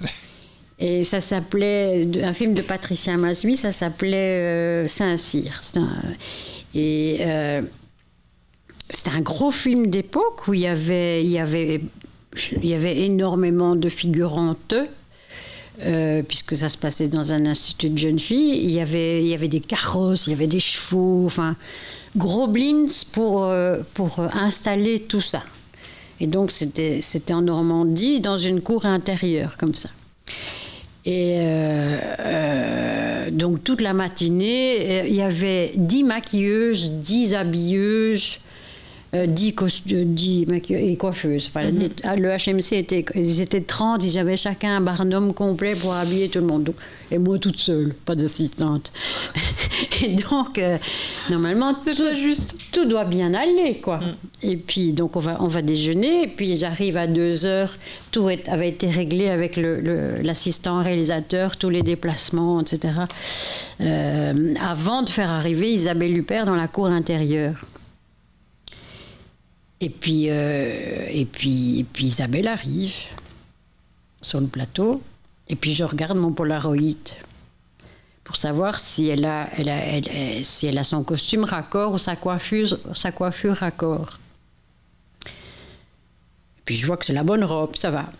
C'était l'époque des Polaroids, donc j'avais... Ouais, pourquoi est-ce que vous avez une Polaroid? Je me disais... oui, à l'époque, c'était des Polaroids, il n'y avait pas d'iPad, il n'y avait pas d'appareil photo numérique. Il n'y avait pas d'iPad à l'époque. Mais... Il n'y avait pas d'appareil photo numérique non plus, donc il fallait bien avoir une... Et donc, c'était avec des Polaroids. J'ai toute une collection d'appareils photo de toute ma carrière, si vous voulez venir voir. Je suis partant de venir. Et donc, je prends la photo en gros plan pour le raccord d'Isabelle pour voir si elle avait la bonne coiffure. Et je me rapproche et je regarde Isabelle et je commence à blêmir. Elle n'avait pas du tout la même coiffure. Il faut dire que les coiffures, c'était un film 18e. Et les coiffures de l'époque étaient ultra sophistiquées avec des rubans dans les cheveux, des peignes de je ne sais pas quoi. Ça prend un certain temps à la coiffeuse de faire ce genre de coiffure, mais ça ne correspondait pas à ma photo. Je vais voir la coiffeuse, je dis... Est-ce que tu ne t'es pas trompée de coiffure? Elle blêmit. Et effectivement, dans le film, la même robe était utilisée par 2 fois avec des coiffures différentes. Donc, qu'est-ce qu'il faut faire dans ces cas-là? C'est vrai que l'erreur est passée, la coiffeuse s'était plantée, mais on ne peut pas s'assembler un détail de coiffure avec des rubans et des boucles qui ne sont pas les mêmes. Ça pourrait pour vous sembler un détail, à savoir que c'est quand même Isabelle Huppert. Si ça avait été une comédienne de 2e zone, on l'aurait peut-être mis en arrière-plan et on aurait tourné, on aurait triché, on aurait trouvé un truc. Mais Isabelle Huppert, c'est un peu difficile de tricher. Qu'est-ce qu'on a fait? On a avoué, enfin la coiffeuse a dû avouer qu'elle s'était trompée, et puis on a renvoyé Isabelle à la coiffeuse. Et ça a pris 1 heure, c'est-à-dire 500 personnes en train de se tourner les pouces dans la cour du château. Je crois que vous allez dire qu'on avait renvoyé la coiffeuse. Oui, à cause de non. ça, je me suis dit, quand même. L'erreur est humaine, mais Ouais. je veux dire, ça peut sembler un détail, mais que la script doit absolument relever. Sinon, à ce moment-là, Bah oui. il faut refaire la séquence, sinon. Ce qui est très courant, c'est les chaussures de confort aussi. Hein. Ah oui. Ça, les comédiens, les comédiennes qui on voit pas mes pieds, je vais mettre mes petites baskets confortables, etc., etc. hein. Et tout d'un coup, hop, pareil, tout le monde s'habitue à la voir avec ses baskets, et puis tout d'un coup, on voit les pieds. Et Oui. on n'a pas les mêmes chaussures. Ça peut être un effet de mode, hein, tout d'un coup, qui est arrivé. On sait rien, au XIIe siècle, on n'était pas là. Hein. C'est une question, je ne sais pas si elle a beaucoup d'importance ou pas beaucoup d'importance, mais je voudrais bien parler avec vous en fait de découpage. Et du coup, j'avais un peu de mal moi-même à écrire la question, mais entre un film qui est fort découpé et un film qui ne l'est pas, est-ce qu'un film qui a un découpage plus important vous demande plus de travail avec un découpage qui en a moins? Ou justement, c'est exactement la même chose, il n'y a pas de problématique autour de ça? C'est un autre exercice, en fait. Oui, c'est des choses qui sont très différentes. Bon, un film très découpé, ben oui, donc on va penser montage, valeur de plan, regard, rythme, coupe, et on va devoir écrire des rapports. Oui, ça, il y a ce travail-là. S'il y a des plans séquences, le travail est totalement différent. C'est qu'à ce moment-là, il faut regarder le rythme interne du plan, parce qu'on ne pourra pas retravailler ce rythme au montage. Donc avoir le rythme juste, c'est une vraie collaboration avec le metteur en scène pour trouver à quel moment on peut resserrer, rallonger. C'est tout à fait passionnant même, je trouve. Ah oui, c'est super. Mais c'est vrai que c'est un tout autre travail, et c'est pas moins de travail ou plus de travail, c'est juste différent. Très bien, merci. Ça répond super vite, je ne m'y attendais pas. Alors, je réfléchis. Voilà, Catherine Grossen. Voilà, c'est avec elle qu'il faut revenir. Je vous rappelle la personne qui m'a aidé un tout petit peu à écrire, à faire cet épisode. Justement, elle m'avait parlé que vous avez une association en fait des scripts. Pourquoi est-ce que vous avez eu besoin de créer une association en fait des scripts par rapport aux producteurs? C'est parce que votre salaire n'est pas égal envers tout le monde ou quoi que ce soit? Je ne sais pas si on peut en parler. En fait, à l'origine, moi j'avais contacté une autre script, Héloïse Moreau, parce que à l'époque, c'était justement au moment de l'arrivée des iPads, je m'étais dit que ce serait peut-être pas mal de, je sais pas, penser collectivement à une application dédiée en fait au script pour l'iPad, les rapports, etc. C'était un petit peu utopique, mais je sais pas, j'avais envie de parler de ça, et puis du coup on s'est dit on va peut-être essayer de réunir, faut réunir toutes les scripts. Héloïse me motive à faire ça, on fait ça. On réunit une première fois en fait, je sais pas combien on était peut-être une petite dizaine, voilà. Et en fait on n'a absolument pas parlé d'application ni de. Aussi un petit peu. C'était le nouveau joujou, arrête. C'était le nouveau joujou, mais en tout cas on n'est pas parti sur on va contacter un programmateur, on va créer notre appli, etc. On a surtout parlé de notre travail, on était toutes hyper contentes de se retrouver, et on s'est dit mais c'est super en fait de se voir, on se voit jamais, on n'a jamais l'occasion de travailler ensemble, et c'est très très riche de partager nos expériences, parce qu'on s'est rendu compte qu'on était vraiment seules, chacune dans notre coin, voilà. Et donc on a évidemment mis sur le tapis nos conditions de travail, on a confronté nos conditions et on a essayé de s'unir pour être un petit peu plus forte, voilà, face à nos conditions qu'on avait du mal un peu à voir s'améliorer. Pour aller un peu plus en profondeur, en fait, qu'est-ce que vous, déplorez en fait dans vos conditions de travail? Bon, c'est juste qu'en fait, après ça va être mon point de vue. Je sais pas si Joël tu le partages. La script, c'était donc on y revient en fait. C'est un métier qui est quand même particulièrement féminin. Et on a eu vraiment beaucoup du mal à se faire augmenter, à revendiquer, à en fait trouver de la reconnaissance par rapport à notre travail. Et ça se passe par le salaire, évidemment. Donc, on s'est rendu compte aussi que finalement, s'unir, ça nous rendait plus fortes. Et le fait de partager nos expériences de négociation salariale, eh bien, c'était une manière de défendre notre métier. Voilà, tout simplement. Et donc, on est devenus très solidaires. sur ce point de vue. Et notamment, il y a eu toute une... ça s'est un petit peu cristallisé autour d'une expérience où, en fait, on a collectivement refusé de travailler sur une série où les conditions étaient vraiment mauvaises. C'était la première série en Belgique. C'était la première série en Belgique, et c'est vrai que c'est un peu parti de là, en fait, finalement, tout ce mouvement de notre rassemblement. Néanmoins, je voudrais quand même compléter quelque chose, parce que moi, personnellement, j'ai été souvent, et je suis encore beaucoup en contact avec l'association des scripts associés en France, où on m'interviewe, j'ai beaucoup de copines là-bas, et je trouve que leur association défend ce genre de choses. Du genre, j'ai reçu un mail que je vous ai transféré du reste, où les revendications sont un petit peu du même ordre d'idée, c'est-à-dire qu'ils voudraient que le statut des scripts au niveau de salaire soit au même niveau que les assistants réalisateurs. Et donc là, effectivement, il y a de ça, c'est bien d'être ensemble, mais je trouve que quand tu vois le site de la LSA, le partage d'expérience est plus complète. Je veux dire, où on parle de notre métier, et ça, il faudrait quand même qu'il y ait une vraie association belge où on parle de notre métier, pas que des salaires. C'est juste le bémol. Non, après, on parle de notre métier quand on se retrouve, quand on se retrouve ensemble. Après, ça se fait de plus en plus rare, mais je pense qu'il est vraiment nécessaire de créer cette association, cette ça, LSBL. j'en suis convaincue. On avait dit la LSB. Il faut prendre, évidemment, il faut prendre le temps de faire ça, et il va falloir le faire. Mais donc c'est beaucoup plus concret en France qu'en Belgique, c'est ça? Oui, c'est beaucoup plus construit, ouais. Mais comment ça se fait? Enfin, je pose la question parce que je ne connais pas grand-chose, mais... Ils sont plus nombreux aussi. Hein. Et vous êtes 38, c'est ça? Oui, mais en France... Enfin, 38 francophones. Hein, oui, parce que mais néerlandophone, vous m'avez dit que vous étiez... C'est un grand pays, la France. C'est pas le même. Votre pays n'est pas grand, Joël. Mais oui, mais c'est une sous-question, et puis je vous propose qu'on va doucement arrêter pour remanger des pastas de Nasta et pour partir chez nous. Mais la question, c'est pourquoi est-ce que vous êtes aussi peu en fait de scripts? Parce qu'il y a plusieurs scripts qui sortent par an des écoles, ou bien ne suivent justement pas tous le chemin de script après leurs études? Dans le cas de l'INSAS, il n'y en a que 2 qui sortent par an. Hein. Ah, il n'y en a que 2, d'accord. Je crois que vous étiez 5 ou 10 par an qui sortaient. Mais on est quand même déjà nombreuses, hein. Une quarantaine de scripts sur Bruxelles, c'est déjà pas mal. Et sur l'IAD, c'est pas plus non plus. Non. Très bien.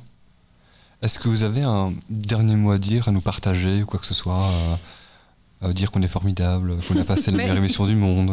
Je crois qu'il y a une question que je me souviens plus que tu avais parlé. Avec Claire Denis Oui, de Claire Denis. Et je veux dire qu'en résumé, la réplique de la phrase de Claire Denis, c'est la script est là pour poser les vraies questions, et pas comment faire, mais pourquoi faire. Et je veux dire que pour moi, c'est une conclusion qui est hyper importante, parce que ça induit la collaboration que l'on a avec le metteur en scène. Et c'est quand même là où le métier le plus passionnant. Il faut quand même pas oublier que de par les nouvelles technologies, et là on remonte il y a 20 ans, et où on est passé avec un moniteur qui reprend les images de la caméra, et moniteur derrière lequel il y a le réalisateur et la script, ça nous permet une collaboration en profondeur avec le metteur en scène, et avoir cet esprit critique de savoir pourquoi est-ce qu'on tourne ce plan, à quoi il sert, qu'est-ce qu'il raconte. Et je pense que c'est là le boulot essentiel, et pas ailleurs, personnellement. Tout à fait. C'est une belle conclusion. Merci beaucoup, Joël. Merci beaucoup, Aurélie, d'être venue ce dimanche. Ça m'a fait énormément plaisir de vous avoir accueillis. Mesdames et messieurs, vous étiez sur Pulsar Radio avec l'émission Amélie Clap. J'étais Charles Tidgat et j'étais avec Chloé, ma douce limace en jartel. Merci beaucoup à Joël et à Aurélie d'être venus nous rendre visite à Pulsar lors de ce dimanche ensoleillé, autour d'une petite pastiche des nata et d'un petit café, et autour du métier donc de script. La semaine prochaine, Charles, est-ce qu'on a déjà une petite idée de qui allons nous recevoir? Mais oui, bien sûr, évidemment. Je connais le thème, mais il est tellement compliqué que j'avance difficilement. C'est les chefs décorateurs. Donc, je ne sais pas encore qui sont nos invités, mais j'y travaille. Je suis à la 15e question. J'espère en avoir 25 à la fin de la semaine prochaine pour pouvoir les accueillir correctement. En tout cas, merci beaucoup à vous. Merci beaucoup d'être venus. Nous, mesdames et messieurs, je vous propose qu'on se quitte doucement en musique. Je vous propose qu'on s'écoute Junon Brass avec She's Been Through et Johnny Greenwood. À tout de suite sur PC Radio et passez un bon dimanche.